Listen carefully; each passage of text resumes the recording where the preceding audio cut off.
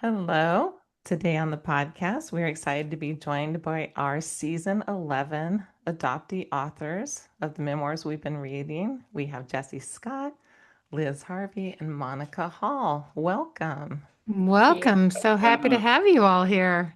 Yeah, it's exciting for us, like movie stars. Well, I'll dive in with the beginning Mm. of the introduction. Monica Hall was a guest in season 5. She was born in Canada, adopted by American parents, and raised in Anchorage, Alaska, where she spent the first 16 years of her life. She is an entrepreneur, speaker, and life coach, passionate about helping others navigate identity, resilience, and personal growth. In March 2024, she published her first memoir, Practically Still a Virgin, an adoption memoir. Yay. Welcome, Monica. And I'm going to talk about Jessie Scott. Jessie Scott is the author of the powerful debut memoir, You Can't Get Rid of Me. It's a harrowing and ultimately triumphant story of growing up as a gay boy in the 1960s and 70s. He was adopted by evangelical parents who later committed him to an adult psychiatric institution. His journey spans surviving abuse and foster care, navigating life as a gay escort in Hollywood, and ultimately finding his birth family and reconnecting with his Native American roots, which he has in common with Monica. Jesse's story is one of resilience, identity, and survival, and an inspiration to every queer child who has been forced to pretend to be someone else making it through. And Liz Harvie. Liz Harvie was born in Northampton in 1974. She stayed with her mother in a maternity home for 10 days when she was taken from her by a social worker and put into foster care before her adoptive parents took her home at 8 weeks old. Liz is a victim of forced adoption among 185,000 other babies taken in the 30 or so years after the Second World War ended in the UK. Liz lives in Camberley, Surrey, with her husband, 2 daughters, and 2 dogs. She is an end of life and pastoral care companion volunteer at her local hospital and hospice. Welcome, everybody. Yay. Welcome, yay. Hello. Big bios, but we were talking before we got on. Everybody's story crosses though. I mean, adoption is adoption, right? It's Mhm. crazy. So we're going to start just with Monica. We know you. Hi, Monica. Since you first joined the podcast and since we've read your book, how has your story evolved, your adoption story since you wrote your book? Because we know you're writing your second book. What is the evolution you're going through right now with that? Well, I originally wrote it all huge, this manuscript. Hold on. You got to stop, Louise.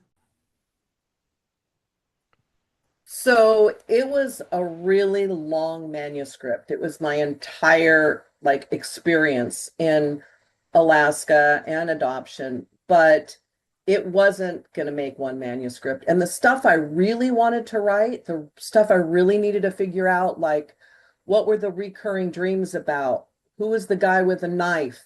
What was he going to do with me? I mean, there was so much. Why did daddy say those things to me? I didn't understand a lot of my childhood, but I just had to move on, right? And so I just repressed so much in my early adolescence up to age 15. And then when I was working with the developmental editor, we just had to pull stuff out. And we made the first one. It's titled An Adoption Memoir. As you know, it's got definitely more than just the adoption in there, but the second book is the one I really wanted to write. And the first, I don't know, I started writing in 2016, and I really went down the rabbit hole. I mean, for anybody that's written a memoir and you really dig, especially because I had the developmental editor where I'd send her a piece and then she'd say, mine your memories. What do you mean you felt shame? Why did you feel shame? Why did your bottom hurt on the motorcycle seat? Why? All these things that I had just glossed over my whole life. Um, and then, the investigation into who was the guy with the knife, which is in the second book, and going back and forth to Alaska and Canada multiple times. Um, I mean, I put on weight. I didn't drink. I've been sober for decades, Mm. but I had drinking dreams. It's not something I recommend someone do that has trauma. Most of us do have some trauma. regardless if we're adopted or not. If we're on the planet, we have some. But for me, I don't recommend it. It was really hard, and it was the single most wonderful thing I have done for my healing. It really, really did. And the girl on the cover of the book, which is behind me, if you can see her, Mm-hmm. she's broken. And that's me at 17. After, my daughter was the one I relinquished was, 2 years old. Mm-hmm. I was broken, and I continued to be broken for years until I put the pieces back together. And it wasn't until the book actually was published and done that that girl on the cover that I never took care of, that I let bad people in my life, that I did not healthy things to Monica, even though I was sober for a long time. I wanted to take care of her when I was done. It was the weirdest thing. It was like there were people in my life that I had wanted to love me and to be good to me all my life. And when that book was published, it was something that's like I just cut them out. And Mm. without a blink, without any guilt, without anything, just they are not good for her. Good for And you. so, the writing, huge, huge healing. I mean, I don't believe that I'll ever be healed of the trauma, the adoption, being a relinquished, being a birth mother. That grief grows with time, even though my daughter is now in full menopause, by the way. She hasn't had a period for 2 years. I just talked to her yesterday. I'm like, you feel old when your kids first starts with reading glasses, but then menopause. Holy crap. Anyway, I digress. So yeah, it's an ongoing beautiful thing, and the second book was already written, so the digging is still there. I got the manuscript back from my editor, and I got a lot of work to do. Yeah, It's a braided memoir. It's going to be a lot harder than the first one. I But think so. We're Yeah. we're I excited to hear about it. I Yeah. just want to point something out before I move on to the next question. Jesse, you too have substance issues, yes? Yes. Yeah. 3 out of 5 of us. Okay, this shows you the adoptee statistics right here in this group. Right here. Oh, Very absolutely. Yeah. 3 out of 5 of us. Yeah. I'm that third. yeah, So, yeah, sobriety is good. I've been sober, be 42 years in March. Congratulations. It's huge. mm. Congrats. Jesse, after surviving so much from institutionalization to Hollywood to reconnecting with your birth family and native roots, what does "you can't get rid of me" mean to you today at this stage of your life? Well, you know, I came up with the title of this book because I was so animate all my life that you just can't throw me away. It's I am I'm real. I am a person. I am worth something. And I always felt like I was being thrown away, and I feel like I was very successful in not allowing people to throw me away, even though for a huge period of my life I kind of threw myself away through drugs and bad behavior and whatnot.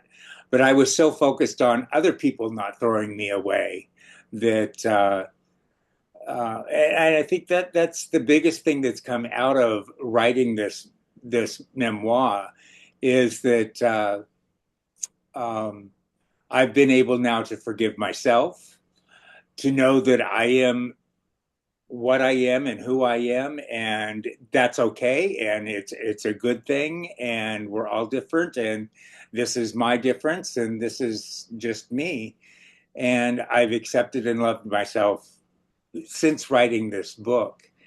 And it's come full circle. Not only can you not get rid of me, but I can't get rid of me either. I Wow. love that. I love that too. I was thinking while you're talking how healing this will be for others to hear from each of you, you know, Yes. because of experience. Liz, so as someone directly impacted by the era of forced adoption, and now you're serving others not only in pastoral care where you help people in vulnerable moments, but you also help people in the UK with you've been fighting the birth records fight. Where do you think you're where are you now with all of this? Like, where is this going for you? Because you're doing big work, and I know you've had a big arc with this. Yeah, I mean, I was one of the co-founders of the adult adoptee movement, which literally started after the JCHR inquiry that we had in England a few years ago. Um, and it's literally a coffee table movement. A handful of women just got together, never been with adult adoptees before. And Mm. now we are trying to fight for records, for a government apology, for mental health support, so many different things. There was a big protest outside Westminster last year that I went to. So things are moving, and we keep seeing it in the media, and it keeps coming up and then going away again, and then it resurfaces and going away again. So we're on track, I hope, for that apology. Um, but yeah, it's just so lovely to be in the company of any other adoptees. It's just so healing and validating, and yeah, it makes such a difference. It Yeah. does. We've been having these live events. Monica's been to Yeah. what, two out of the yes, and Yeah. you're coming to our next one. Will be three. I Yep. think I think Boston. you said you're all coming to the next They're one. they're fantastic. Get your Put some tickets, put please. some pressure on you. I It know. Well, really think is. yeah. It really is a to be in a room of people who get you, right? Is really what that is. Yeah, and it's no small thing, the movement you're doing. I mean, fighting this for adoptees is a huge thing. We would love a public apology here, right? And just having that grassroots. Thank you for doing that. That's originally how we knew you, following you on Twitter, all Yeah. the back when Twitter was Twitter, before everything. Sarah, do you want to Well, I start? was just curious to Mhm. follow up on that, Liz, about where you stand with your family now. I know you had a bit of Yes. fallout. Yeah, I'm totally estranged now. Mhm. My original issue was with my adoptive mother. So I had to take a step back, not just for my mental health, but for my husband and my daughters. That was the Mhm. right thing to do, and they supported me in that. Um, and she died after my book came out, and then the fallout was catastrophic, not just from the book, but from the estrangement itself. Mm. I hope I'm not revealing any spoilers to anyone that still wants to read the book, but Yeah. yeah, I'm estranged, and there was some really awful behavior towards me from my adoptive father. It got really bitter, really nasty. And now my adoptive brother doesn't want anything to do with me and the wider family. So that original dysfunction has grown and ballooned. And now it's literally just me, my husband, and my girls. Wow. So Oh, yeah, it's crazy. And that has been such a loss and such a grief, even though it was the right thing to do. It's like losing two families. Hmm. It's very difficult to explain how that feels. Being adopted is one thing, but Yeah. being estranged as an adoptee is a whole different oh, thing to try to. Well, and it kind of Yeah. highlights the maybe feeling like a conditional love from Yes. the adopting Yeah. parents, right? It was conditional, it's would Yeah. seem. Well, I'm living proof. It was Hmm. no, it Yep. absolutely was. If you don't behave, if you don't do what you were, the function that you were brought in to do, let's just put it out there as it is, Yeah. then goodbye. That's the end of that. If you tell your truth in a memoir, Yeah. that's we've had other guests, Megan. It's just and Mhm. Jesse, you laughed at that. What do you have some well, I mean, I can relate in the fact that, I think I was fine in my adopted home up until the point where they realized I was gay, and because I wasn't what they wanted me to be, I was now this throwaway person. It was like I was supposed to be so grateful to their adopting me instead of just this natural, unconditional love. Um, and so I identify with the fact that we could be thrown away because we're just not biological. We're not their their problem or their loved one. We are what we are supposed to be, what they want us to be. And if we're not, then hit the road, Jack. Right. We all come from the era where they were told we were blank slates, that they could turn us into what they wanted us to be. And I think the older we get, especially when we hit puberty, and it's quite obvious we have a different genetic background. It can, to me, that's where problems began, in my world anyway. Mm-hmm. See, you start speaking up, right? And Monica, you've had a lot of that. What, how do you do? Because you're connected with more, your indigenous side too. What about that? Some of that's kind of not to be discussed on a podcast. Some of what was difficult in my birth family is going to be in the second book, and things that I've taboo people don't talk about. And it's gotten to be with the age I am, I don't care so much what people think about me anymore. It used to be so important, Ah, but now it's like, I've got what, 20 years left on the planet. Fine. If it can help somebody, let's do it, So, but with my adoptive mom, whom I adored, she was my mom, mom, I called her. And she passed away in 2019. Before, when she knew I started writing, and she was helping me and she wanted me to do this, she had a built-in defense mechanism, which was major denial. So she was able to deal with things and pretend they didn't happen. But she gave me all her journals, like boxes of journals that she'd been keeping, knowing I was writing a memoir. And I'm not sure if she did it because she wanted me to see how much I'd hurt her, or if she just didn't remember, or if she thought they'd help me. I don't know. But there were some things in there about when I found my biological family, how would I have kept her of a daughter knowing she would turncoat? mm-hmm. I could not. Yeah. And there was parts where, Sarah, you were talking about adolescence and how we got to be more difficult. Well, I'm nothing like my birth mother. I'm nothing like, I mean, my adoptive family, nothing like them at all. Mm. And it really became apparent when I became, 13, 14. And there was I was reading, even when I was 17, 18, I was reading her journal. She said, I hate that girl. I hate her. I hate her. I hate her. Oh, And how heartbreaking. That's yeah, and yeah. and it wasn't, I mean, I know she loved me, but it was like I was so different than her that she couldn't stand it.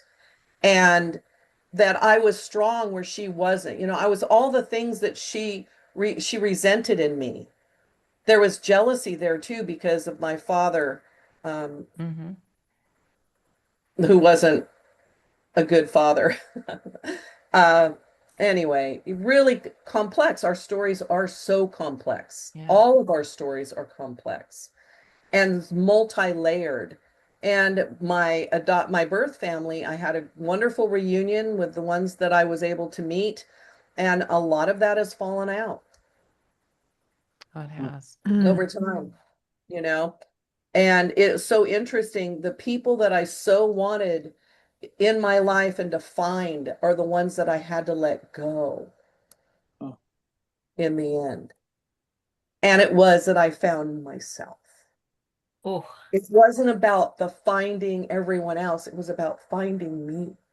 It's really amazing what happens, when you really do the work. mm. It's sad and beautiful all at once. Well, and then you kind of, this is also true because then when you finally wake up and say, wait, I don't belong where I was put, Right. and I don't have any history where I belong. So I'm just sort of this floating soul in the world. That's kind of what we all Yeah. really are, aren't we? Just, and yeah. so that is our only choice, is to come back to ourselves, to find ourselves. Yeah. Not everybody does it. Well, no, it's a hard thing to do. It's very painful to have those realizations. It's heartbreaking to really know that truth. To come out of the fog is not easy. No. Don't come out of the fog. They don't know there is a fog and they're Right. still, and that's okay. That's I think okay. it's okay for, Everybody's got a different destiny, right? yeah. Something hit me just the other day when I was telling somebody about the fog and you're educating someone, which is always a really fun thing to do, right? They look at you like, what are you talking about? And I said, we're second choice. Several people have said that, but when that hit, that's what hit you too. Like, wait a second. I really am second. My mom used to stare at me like, who is this person? Right? Looking at me. And we were so different. And that pretending thing, it's an interesting thing we balance, right? So you don't fit, like Liz said, you're not of either family now. And reunion gets complicated. I know everybody here has had complicated things with their reunions. Anybody want to speak to that? Well, with my reunion with my biological family, I was lucky enough. I'll be 70 years old next year. So, You look amazing, by the way. well, You're thank very you. good. So my adoption happened in the late 50s, and was raised in the 60s and 70s. But uh, I was lucky enough that my biological mother, that I finally found when I was, 58 years old, was still alive. And it was very, because I had so many questions. And so I wondered so much about, who was this? This was my connection to at least my Native American heritage. Mhm. Um, who's my dad? It's obvious to me through my DNA it was not this Jose Martinez, because I have no Hispanic blood in me. I've got Native American blood in me, but I have no Hispanic blood in me. So who's my real dad? Um, but then to find out that uh, she had not only relinquished me and my brother, who we were adopted by the Scotts together. He's my younger brother. But she also had a son before me, Mhm. and then seven children after me, and they were all biracial. So it, I had all these new brothers and sisters and aunts and uncles and nieces and nephews. And when I went back to meet them the first time, uh, Albert, one of my new sibling brothers, and I talk about this in the book, had put on this huge party for us. And I swear there was at least 400 people that came to this party. I mean, differing, I mean, in and out, and I mean, but a total of probably 400 people. Um, and it was all so accepting, and it was such a breath of fresh air and such a relief that my gayness was not an issue. My being more white was not an issue. My being the my brother and I being the two that were left on the West Coast, and they're all East Coasters.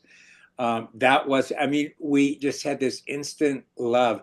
I can only equate that to being um, uh, the fact that we had DNA in common, and there was this magnet that just made us instantly uh, love one another instantly. So we had this great reunion, and that lasted through a honeymoon period of about 6 to 8 months, maybe a year.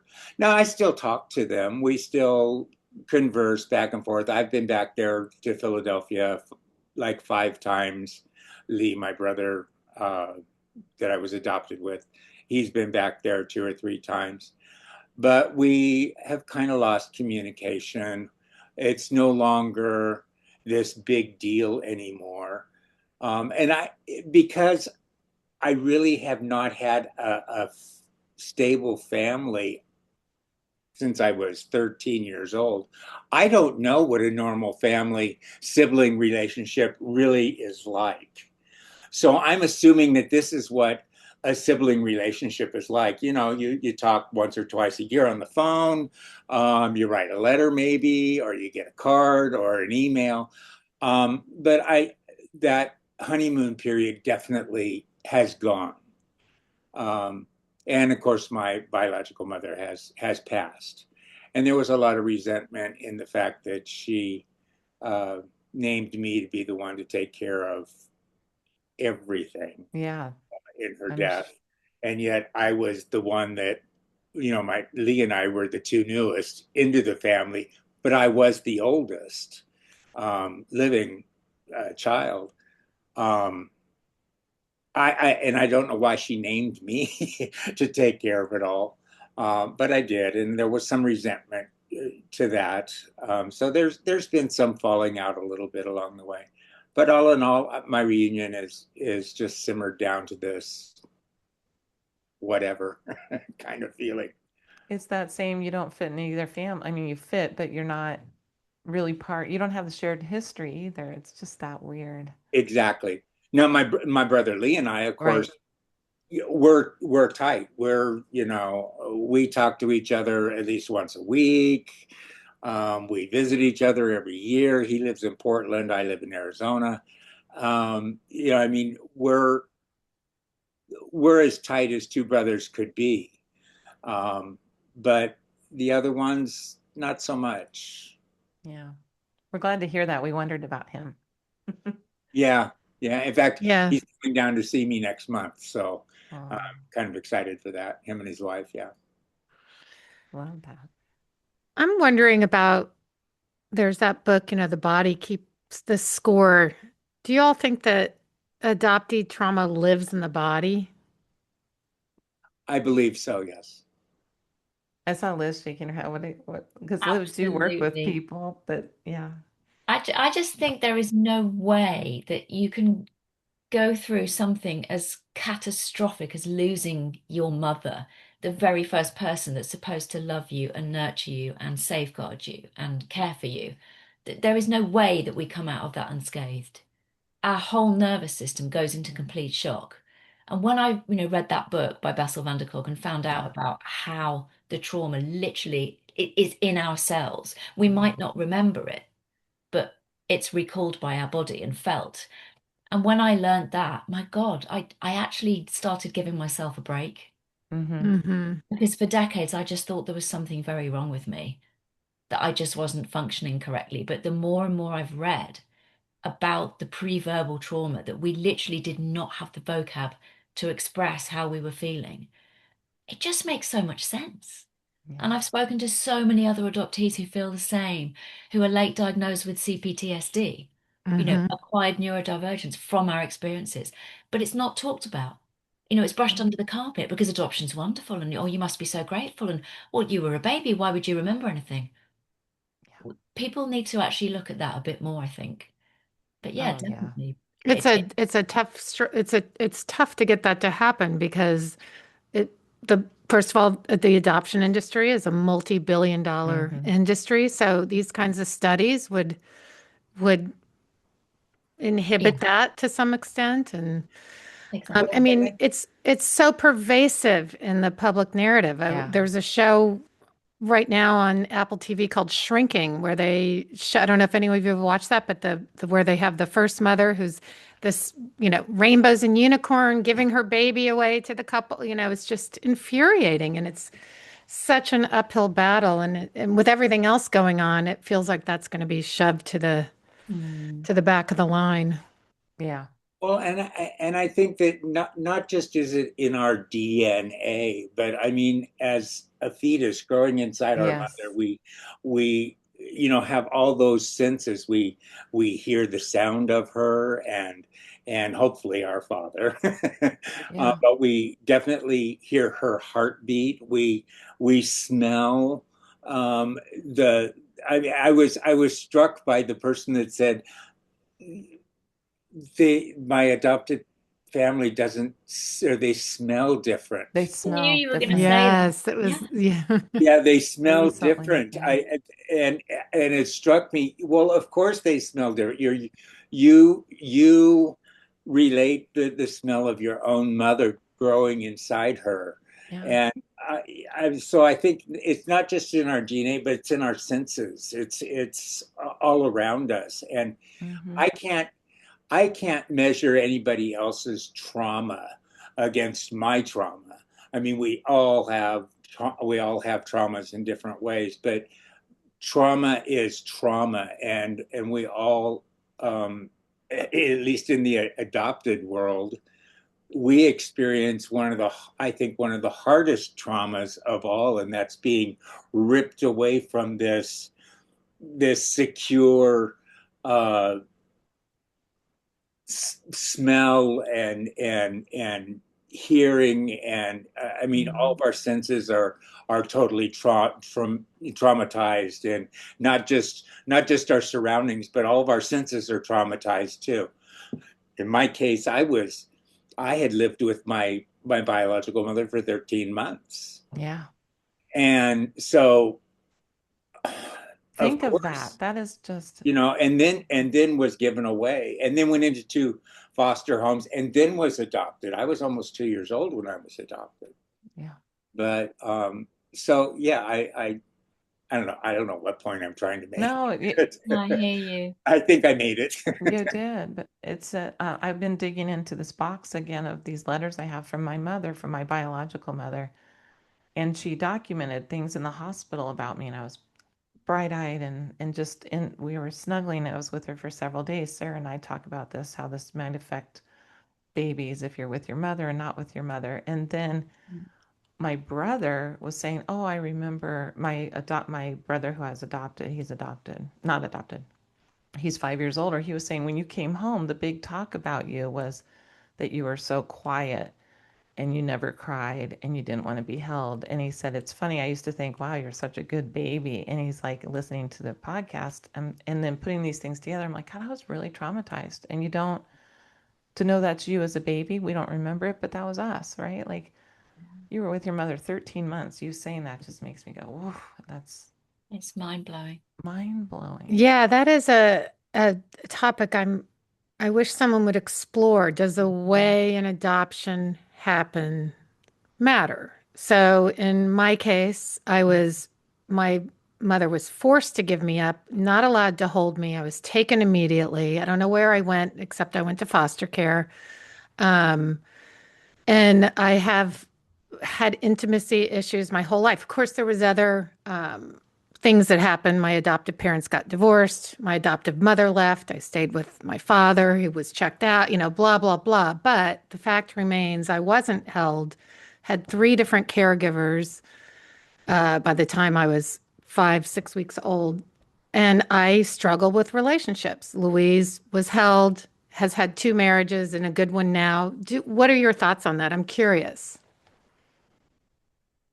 It's Well, just crazy. It can't help but not affect us. We don't even do it to puppies and I kittens. know. What, yeah. right. I Therefore, they have to stay with their mothers for eight well, weeks, I think it's puppies 12 and weeks kittens. here. Yeah. And that thought affected me so much. I have two dogs, and Right. when we collected our second puppy, I remember sneaking off from everyone else. That the breeder had bought Martha, the mum, and Ruby, my little puppy. And everyone was all cooing over the puppy. And the car was parked over there with the boot open, and Martha, the mum, was in the crate. And I just snuck off. And I actually said to her, "I'm sorry, thank you." I Oh, think only an adoptee would actually think to do that. Oh, I think about it all the time with the dogs. Well, yeah. Right. Yeah, it's crazy.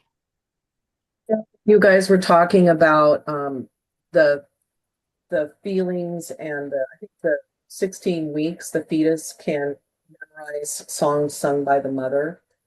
So I'm also a birth mother, and a forced relinquishment. I I was raised Catholic, and my mother told me that if I prayed the rosary and did a novena, that whatever you pray for will come true. And so I wanted my daughter to get good parents. And I sat and I prayed the rosary. That's Hail Mary, full of grace. I did 54, two back-to-back novenas. That's thousands of Hail Marys. And when I went back to see her, I don't know, about 15 years ago, she lives in Michigan. I live in California now. I saw this little Virgin Mary statue next to the bed, and that's the one that I had given the nun to give to the parents. And she said it has always been next to her bed since she was a little girl. She took it to school to show as show and tell because it was from her birth mother. How a little bump on the head of the Virgin fell out of the bag on the way in the parking lot. And I said, wow. And she says, every time I'm worried, I turn to her and I say the rosary or I Mm. say Mary. And then, I don't know, 2014, I went back to Michigan. It was wintertime and she was going through a divorce and she really needed me there. And she said, let's go. I want to pray the rosary with you. So we went to this little church, this little cold church, tromped through the snow and got on our knees and did the rosary. And nobody in her family does the rosary. I mean, that gave her comfort because she heard it in utero. Wow. I didn't know when I was doing that that I was giving her something that she could use. You know, Fascinating. it's fascinating. And uh, I was named Mary Monica after a nun that I never met, who was an aunt, and the Virgin Mary. And she was named Mary as well. And it's so interesting, her trauma, and she has it, Yeah. and I know that even though I was 15 and all the things, I relinquished her, and that hole that she's trying to climb out of, I put her in. So it's this really odd dynamic with adoption, that people that aren't adopted, that have this adoption narrative of how wonderful adoption is, just don't get it. And it's an uphill battle. I mean, I was Mm. just at the court, I was just at the Capitol here in Sacramento. We're trying to get the adoption records open, SB 381. It's the farthest we've ever gotten. We got uh, through all the way through. We've got to now get it through assembly in the spring. And I was able to go up and say, I am Monica Hall. I'm an adoptee, and I was raped when I was in 1972 and relinquished my daughter for adoption in 73. And I wholeheartedly support this bill because they were trying to say that we shouldn't open records because what if the mother was raped? Maybe Oh, she doesn't want to be found, all this. And so they asked me to do that. And anyway, it passed through judiciary and then through health, which was a struggle, and through appropriations. I mean, we actually might get I know. the records open in California. I mean, you guys, we've never been this close. And I mean, I was so honored to be a part of that. I mean, I have my birth records, but I know what it's like not to, you know. Yeah, and you have a different side of this coin. You have both sides of this coin. That's what's so interesting is you can speak to both sides. And I like how you said, is a forced adoption, just like what Liz's book is, a forced adoptee. When we were reading, Sarah, all of a sudden it hit her, and we say it at the intro every time we're reading. She was like, wait a second, just the words sometimes. It's like forced adoptee too. That's a fascinating concept, right? Yeah, This I is was just reading through. I petitioned the court to get my unredacted records a couple of years ago, and I read through them once, and they were so painful reading the social worker's notes, because my first mother was also adopted, and so reading those, I could not look at them again. And I recently got a new laptop and so I had to transfer things over, and that popped up, and then I read through them again, and it just made me sick reading through it, and how calculated it all is and was, especially in that era. So, I mean, we're all part of that era here. of those forced And it adoptions. seems that all the laws are out to protect the biological mother rather than the adoptee. I mean, Uh, there's nothing that gives the adoptee the right to know their history and their who they are, and that's such a shame. It's I it's actually think it's more to protect the adopters Yeah.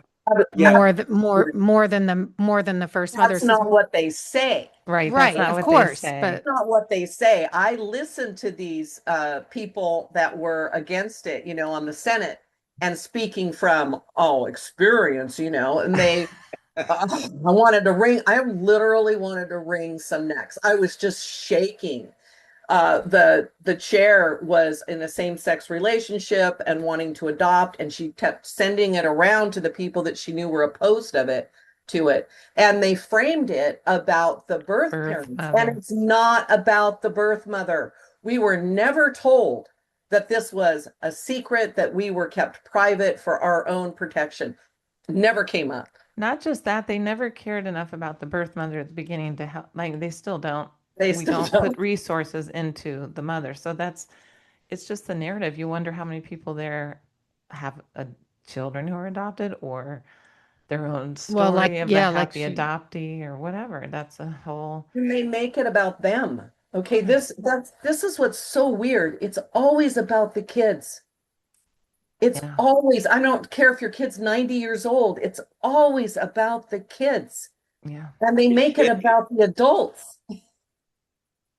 It's a it's really effed up. My not so humble opinion. Yeah. agreed. Liz, you've done a lot of work on that, so you know that's how's that going in the UK? Which part? Just getting close to the apologies, and is it still going on? Like what's happening? Fill us in. I feel it's like pulling teeth. Yeah, Every time myself, co-founders, other adoptees, every time you do a piece of media, whether it's print, live TV, radio, that literally takes part of your soul. It's not a case of you speak for half an hour and then you go about your daily business for the right. rest of the week. It takes something from you and it re-traumatizes and re-triggers you every single time you speak. And you have to do that emotional labor for everybody else, telling your story and all this trauma porn. That's not easy. And every time we do it, it takes a few days to recover. And then people seem to forget about it again. So I feel like it's a Yeah, constant uphill battle of keeping it in the media, sharing our stories. But hopefully it's we'll a get there. yeah. And Well, even when if we do get an apology, hopefully that'll just be the start because we the kind of start, need the apology. We need the recognition, the admission, the right, validation to then go and put everything in place, like the right. access to records, mental health help and Well, and you trauma. deserve it. You deserve that apology and need Yeah. that apology. Yeah, We deserve that apology. Yeah. I'm quite certain the US will never, never. ever apologize for the atrocities of the baby scoop era, I don't think. Or or international Burn, right? adoptions and I mean, all Hmm. of it. just take the Native American baby scoop. Right. I mean, where, they're trying to, genocide, Yeah, and assimilate the whole native culture into the white culture. And so yeah, they went in and scooped all these babies under the pretense that they would be better off in a white family. yeah, Mothers and fathers couldn't take care of them and just forcefully took them away. Hmm. I mean, never an apology. I doubt Never. we'll ever get one. no. And here it's trying to happen again. We're And Yeah. we're going backwards in time now. absolutely. In It's a Canada, there was the 60s scoop. It's yeah, the Yes. called something 60s scoop. different. And that is where they take the indigenous children and put them in the white families for assimilation. And there is now something that came up in the 90s where now, if you're at an event, they, recognize the land that you're on and blah, blah, blah. There's things that are changing. That movie, if you've seen it on PBS, Little Bird. Yes. Oh my gosh. I And could barely get through it. that was my history. I didn't know that I was indigenous. It was taken off the records because she didn't think I'd be able to be adopted. I was born with a head of dark hair. I ended up looking white. But not my family. My family's all very, very dark skinned. It had horrible prejudice up there. And my father, I didn't know he could speak fluent Cree for decades. He never told me because he was ashamed. Oh, It's Mm. yeah, so they were it happens everywhere. Babies are a commodity. It's interesting what Liz said too about taking the emotional toll every time you go. Even when Monica was saying when she went to the Capitol, you got teared up about it, just talking about that experience. And so that's for every adoptee. I was thinking of Harvey Milk for some reason, but you know how Harvey Milk had to go out and say, come out wherever you are in the gay movement, right? We need adoptees to speak out and to keep, but then it traumatizes them again. So it's like very few people can keep going with that kind of emotional labor. And it's not It's just the emotional labor. Well, I mean, you've seen what happens, the fallout, it Hmm. doesn't go down well with your it adopt. doesn't go down. Yeah. So You many get people are canceled. afraid to speak out.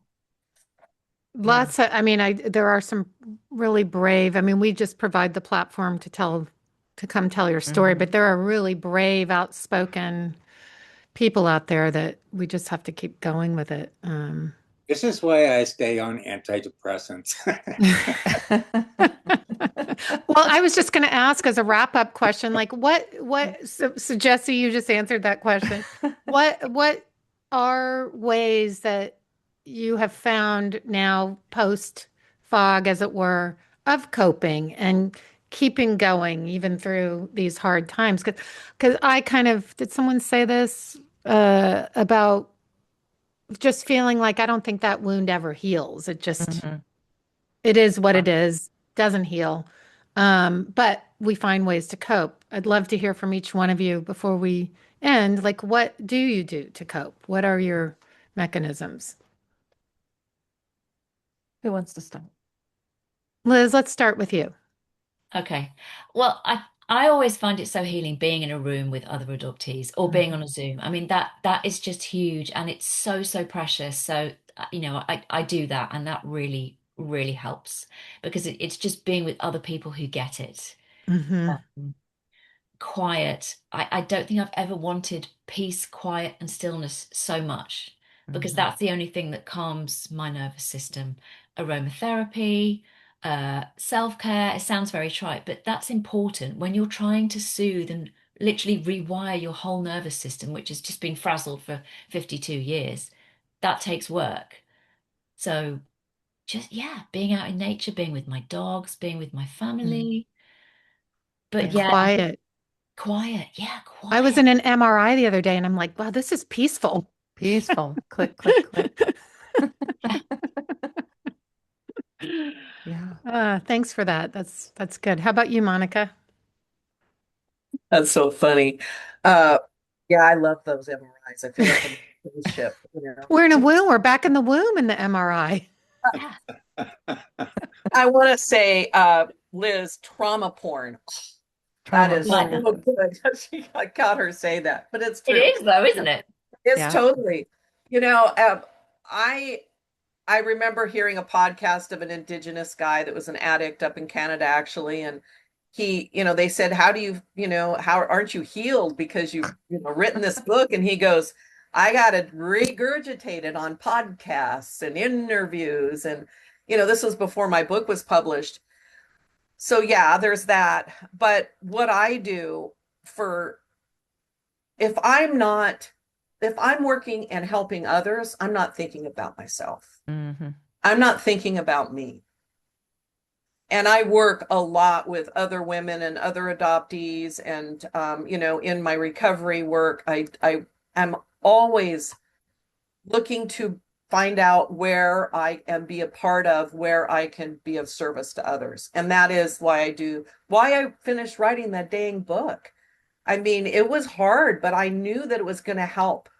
And and I mean, it certainly helped me, but that was, not the main motivation in the end when it got really hard. It was because I knew I was posting on my blog, I was doing essays, and then people were reaching out to me, telling them their personal journeys, Right. unrelated to adoption, because everybody's got stuff that's happened in their life that's caused loss or hurt.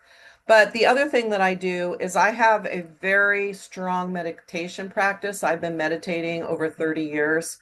And I just recently created a guided meditation for healing that wound as well. So working with others has been the thing that's helped me the most. And then when I in 2016, when I started listening to podcasts and started realizing there was a community, I was like in this Right. bubble all by myself. I mean, I have some of my deepest friends are people that don't even live close to me, but we have the same wound Yeah. Hmm. and we get Community. each other. It's really remarkable that we have this platform now because when I was 23 in 1980, there was no internet. I found with Alma, but still it was so small, and today we have you guys. Oh, Yeah, we're really fortunate to have this community. I mean, truly, it's really what keeps is. us going. Hmm. How about you, Jesse? Well, what was Besides, the besides your medication. question? Well, aside from the antidepressants, which, yeah, we think that's funny, but No, it's it's really a truth. it's the Yes. truth. Um, the thing that the wound will never totally heal. It's scabbed over and scabbed over and Hmm. scabbed over and scabbed over and picked and scabbed over and picked and scabbed over. Um, for me, I talk to my brother. We have Mm, a lifelong shared experience. Um, and I was so protective of my brother all of his life. And we are the I am his one constant in his whole life. I've known him since the day he was born. Um, I don't have that. I have that 10-month gap in the beginning, mhm, but still, that's not long. We have a lifelong, consistent relationship and a shared relationship of adoption, finding a where we fit in a family. It's funny. I've gone out and my true family is probably my community, my gay community, my close friends. Um, mhm, he went out and found a new family in his motorcycle club, um, because he never felt that family from mhm. our adopted family. So I mean, we have this shared experience, so we're able to talk and just love each other. I'm fortunate. Well, I shouldn't say fortunate, but um, all of my biological and adopted parents and grandparents have all passed away. So I have no one to impress anymore. No one to try to assimilate into. Uh, no one to shame anymore. Uh, Mhm. all those feelings that I had to experience, they're all gone now because they're not there anymore. I don't have to live up to anybody's expectations but my own. Constant reminding myself that I'm a good person, that I'm okay, that I love myself. And these are the things that I think all of us probably I can see it in both Liz and Monica's face that those are things that they've had to go through and realize themselves. Um, those are the things that comfort me now and bring me relief from the trauma. But the trauma never goes away. No. No, I don't think it does. Never goes away. It's a whole other conversation, right? Having to perform for everybody else too. And that's another topic we won't go into, but even you bringing that up, another layer. Like you're free from it now, but it's still around us, you know? Mm.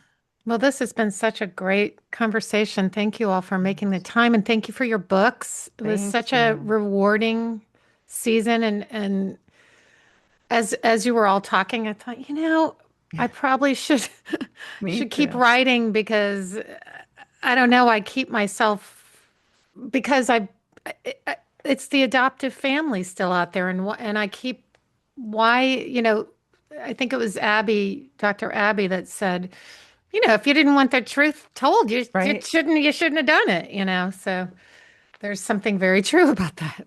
But Well, and I anyway, want to you all are thank inspiring. I'm just Yeah, saying very inspiring. Well, and I for want to thank both Sarah and Louise. Your guys' reviews of our books were magnificent. Thank You you. brought a new dimension. Just in my book, in you reviewing my book, you brought up things that you were able to express that I so totally identified and felt and couldn't put into words, and it was mind bending for me Mhm. to hear those reviews from you guys. So my thanks to you both for putting on such a great podcast Thank you. and Absolutely. including us into that community. Hey, when you guys were doing the review of my book, you came up with stuff that I hadn't noticed. We're like, I mean, Monica, we need the answer. uh, I never saw that. And I need to go back and re-listen because I need to write those down because they were completely new to me. Your perceptions of things, because I can't, that was one of my coping mechanisms, denial, not being able to see things for what they are. You Hmm. got two more layers. Thank you. It's yay. it's interesting because we just finished Liz's. Hers ended off the season, and it's been like 8 months because we've had 3 books and we read them. It's what we do on the podcast. We read them slowly, but it brings up. This is why memoirs are important because each one of you had things in your books. Our stories are different, but it would bring up a new thing for us. So you're like, oh my God, that's what I went through, or that's what I'm thinking, and Sarah would have it as well, and that's why these memoirs are so important because if we're having this reaction, as Jesse just said, to something, or Monica, it's so is everybody that's an adoptee reading that in their Hmm. own way, Absolutely. Yeah. right? And I Uh, you mentioned on your podcast in reviewing my book twice, as a matter of fact, that it would make a good movie. I agree. I yes, it agree. really would. They all It really would. would. I Before, agree.